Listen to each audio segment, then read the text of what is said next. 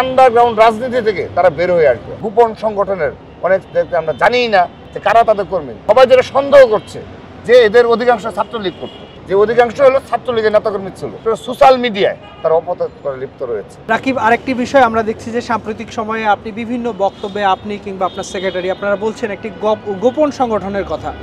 এই গোপন সংগঠনটা আসলে কি? কারা এই গোপন সংগঠন?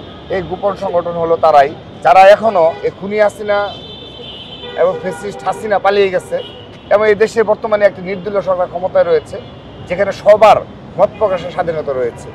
শেষ সময়েও যারা আন্ডারগ্রাউন্ড রাজনীতি করে, যারা ঢাকা বিশ্ববিদ্যালয় হলগুলোতে আন্ডারগ্রাউন্ড রাজনীতি করে তরুণ প্রজন্মকে বিভ্রান্ত করতে চায়, তারাই হলো গোপন সংগঠন। তো যাদের ভূমিকা 1971 সালে প্রশ্নবিদ্ধ ছিল, এখনও প্রশ্নবিদ্ধ, তারা তাদের সেই প্রশ্নবিদ্ধ কার্যক্রম আপনি শুধুমাত্র জেনারেল স্টুডেন্টদের মাধ্যমে করে যাচ্ছে সেরকম না, আপনি সোশ্যাল মিডিয়ায় তাদের প্রতিক্রিয়াগুলো দেখবেন। বিশেষ করে ঢাকা বিশ্ববিদ্যালয়ে যে আপনার সোশ্যাল মিডিয়া গ্রুপগুলো রয়েছে সেখানে দেখবেন তারা কিভাবে তাদের পরিচয় গোপন রেখে তারা বিভিন্ন এজেন্ডা বাস্তবায়ন করতে চায়।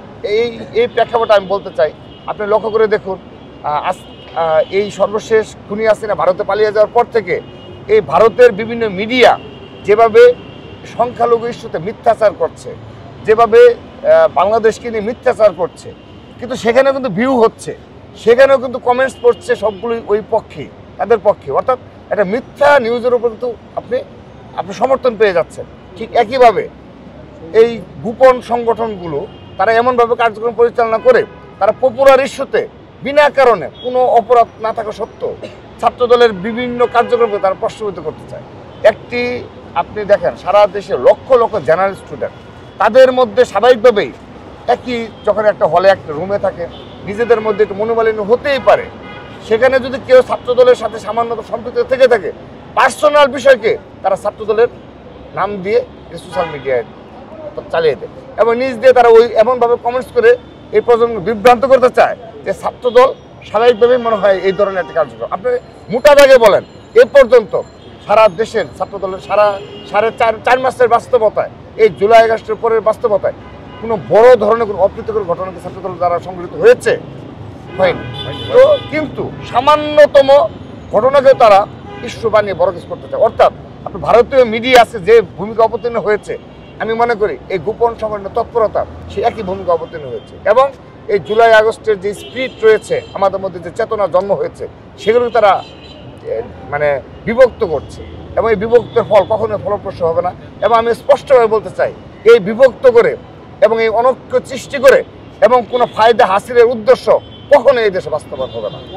এবং আমি আরেকটি বিষয় বলতে চাই, এই ছাত্রদলের শেকড় অনেক অনেক গভীরে। এটি ছাত্রলীগ নয় যে আপনি অপতৎপরতা কার্যক্রম চালাবে। আমরা তো নিজেরাই বলছি যে আমরা আমাদের দ্বারা কখনো সামান্যতম সাধারণ শিক্ষার্থীদের সাধারণ জীবনযাপনের পরিপন্থী কিংবা পড়াশোনায় বিঘ্ন ঘটবে এমন কোনো কার্যক্রম ছাত্রদল করবে না। সেহেতু আপনি তো আমাদেরকে ছাত্রদলকে সাধারণ শিক্ষার্থী বিচ্ছিন্ন করতে পারবেন না, ষড়যন্ত্র করতে পারবেন। আপনি মুখোশধারী হয়ে বিভিন্ন অপতৎপরতা লিপ্ত হতে পারবেন, কিন্তু জেনারেল স্টুডেন্টদেরকে থেকে আমাদেরকে বিচ্ছিন্ন করতে পারবেন না। সে কারণে আমরা বলতে চাই, এই ষড়যন্ত্র থেকে তারা বের হয়ে আসবে এবং আন্ডারগ্রাউন্ড রাজনীতি থেকে তারা বের হয়ে আসবে। আমাদেরকে জানতে হবে সকল সংগঠনের নেতাকর্মী কারা।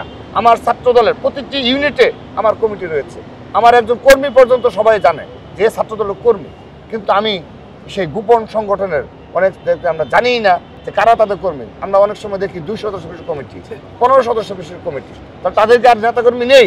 তারা কি এখন এখানে একটা সবাই যেটা সন্দেহ করছে যে এদের অধিকাংশ ছাত্রলীগ করত, এটি একটা বিষয়। এই কারণে হয়তো তারা ওপেন হতে পারছে না যে অধিকাংশ হলো ছাত্রলীগের নেতাকর্মী ছিল, এখন তাদের ব্যানারে গিয়ে আশ্রয় নিয়ে ছাত্র রাজনীতি কলুষিত করছে এবং এই বিভিন্নভাবে মিডিয়া, বিশেষ করে সোশ্যাল মিডিয়ায় তারা অপতৎপর করে লিপ্ত রয়েছে। সেই কারণে আমি আহ্বান জানাবো, গোপন আন্ডারগ্রাউন্ড রাজনীতি বাদ দিয়ে আমাদের কাতারে আসুন, ওপেন হয়ে আপনাদের নিজের সংগঠনের লক্ষ্য উদ্দেশ্য থাকবে, সেই লক্ষ্য উদ্দেশ্য নিয়ে জেনারেল স্টুডেন্ট আপনাদেরকে ভালোবাসবে এবং সেই অনুযায়ী এই দেশের ছাত্র রাজনীতি পরিচালিত হবে।